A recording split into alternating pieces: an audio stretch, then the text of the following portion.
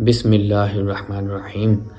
اللہ پاک فرماتا ہے، جب میرا بندہ باشد میری طرف بڑھتا ہے تو میں ایک ہاتھ اس کی طرف بڑھتا ہوں، جب وہ ایک ہاتھ میری طرف بڑھتا ہے تو میں دو ہاتھ اس کی طرف بڑھتا ہوں، جب وہ دو ہاتھ میری طرف بڑھتا ہے تو میں تیزی سے اس کی طرف بڑھتا ہوں۔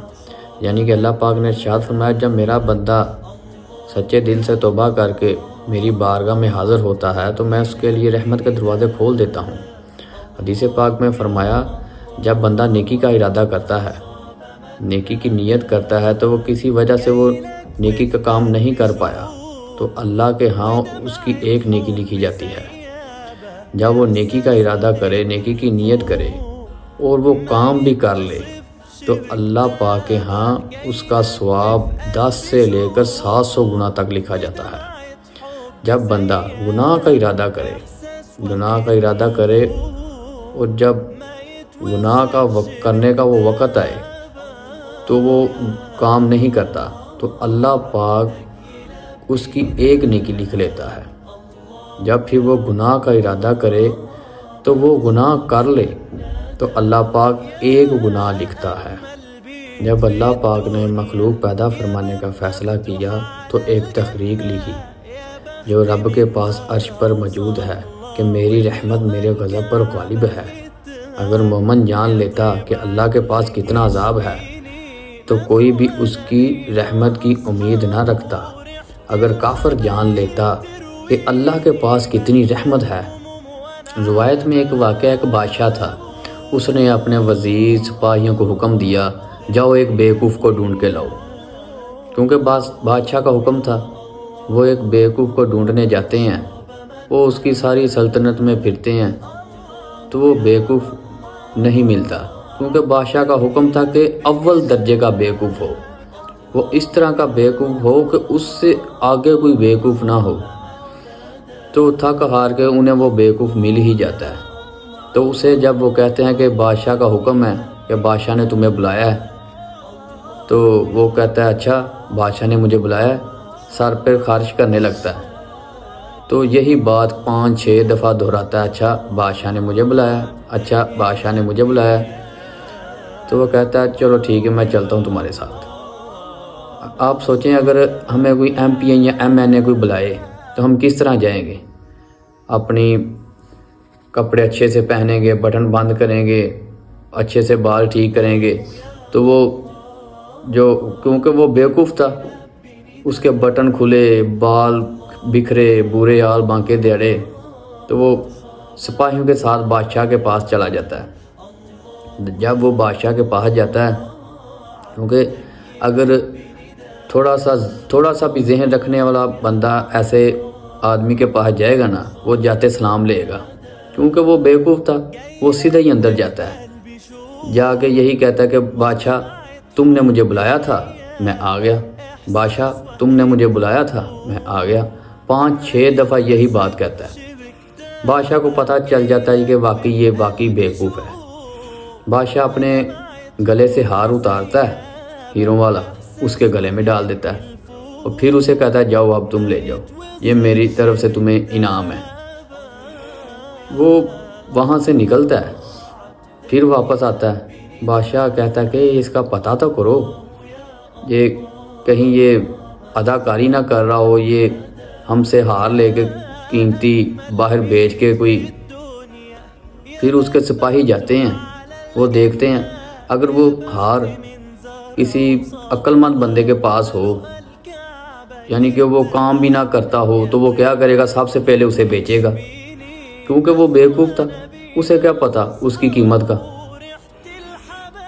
تو تھوڑے دن گزرتے ہیں، بادشاہ کی طبیعت بہت زیادہ خراب ہوتی ہے، اتنی زیادہ خراب ہوتی ہے کہ بادشاہ نا سب لوگوں کو پتہ چل گیا بادشاہ مہمان ہی ہے، اب اس کا دنیا سے جانے کا وقت قریب آ گیا۔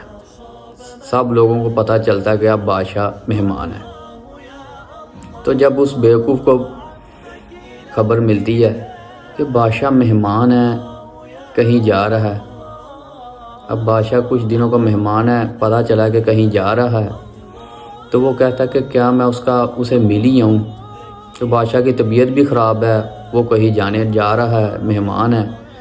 تو وہ جب جاتا ہے اس کا پتہ لینے۔ وہ کہتا ہے کہ بادشاہ نے مجھے ہار دیا تھا۔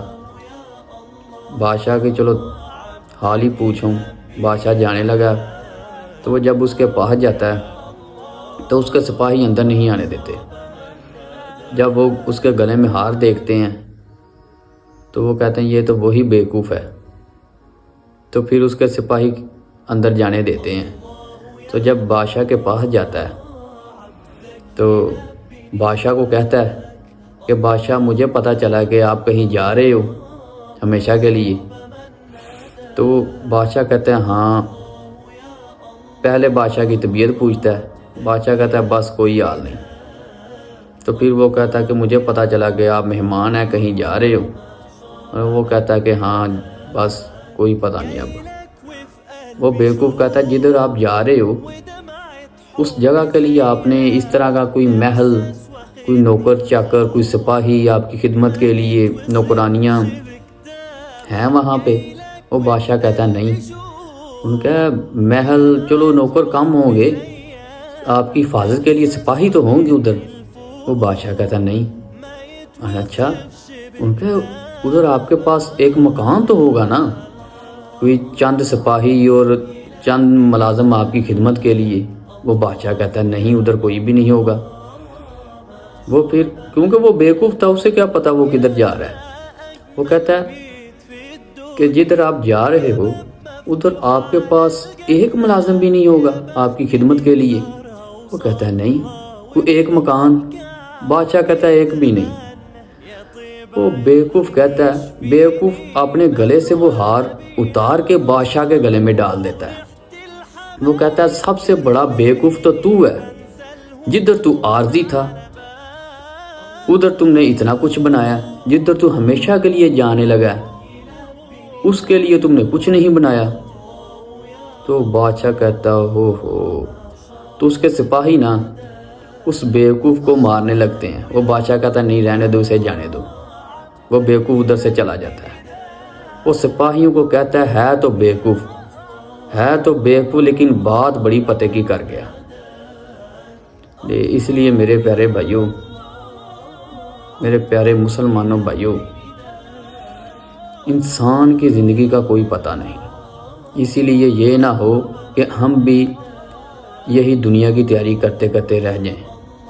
ہمیں آخرت کی بھی ساتھ ساتھ تیاری کرنی چاہیے کہ ہمارا بھی حال بادشاہ والا نہ ہو کہ ہم بھی بیوقوف کے بیوقوف ہی بن کر رہ جائیں۔ اللہ پاک ارشاد فرماتا ہے جس کے خوف الہی کی وجہ سے رونگٹے کھڑے ہو گئے اس کے گناہ ایسے جڑ گئے جیسے سوکھے درخت کے پتے، اور جس کے خوف الہی کی وجہ سے آنکھوں میں آنسو مکھی کے سر کے برابر بھی آنسو آ گئے تو اس کے لیے جہنم کی آگ حرام ہے۔ اور اللہ پاک فرماتا ہے اے آدم تمہارے گناہ زمین سے لے کر آسمان تک کیوں نہ لگ جائیں، پوری روح زمین پر پھیل جائیں، تم مجھ سے مغفرت کی دعا کرو گے تو مجھے بخشنے والوں میں سے پاؤ گے، میں تمہیں بخش دوں گا۔ حدیث پاک میں فرمایا جب اللہ کسی بندے کی بھلائی چاہتا ہے تو اس سے کام لیتا ہے۔ تو صحابہ نے عرض کیا یا رسول اللہ صلی اللہ علیہ وسلم وہ کون سا کام؟ حضور اقدس صلی اللہ علیہ وسلم نے فرمایا موت آنے سے پہلے نیک اعمال کرنے کی توفیق عطا فرما دیتا ہے۔ جب بندہ اللہ کی رضا تلاش کرتا ہے، اسی جستجو میں رہتا ہے تو اللہ پاک اس پر اپنی خاص رحمت فرماتا ہے، اور اللہ پاک جبرائیل سے فرماتا ہے یہ میرا فلاں بندہ، اس پر میری رحمت ہے، اور حضرت جبرائیل علیہ السلام تمام فرشتوں کو فرماتے ہیں یہ فلاں بندہ ہے، اس پر اللہ کی رحمت ہے۔ پھر اس بندے کے زمین پر بھی چرچے ہوتے ہیں اور آسمان پر بھی چرچے ہوتے ہیں۔ اللہ پاک پیغام حدیث پڑھا گیا، سنا گیا، اپنی بارگاہ میں قبول و منظور فرمائے اور عمل کرنے کی توفیق عطا فرمائے۔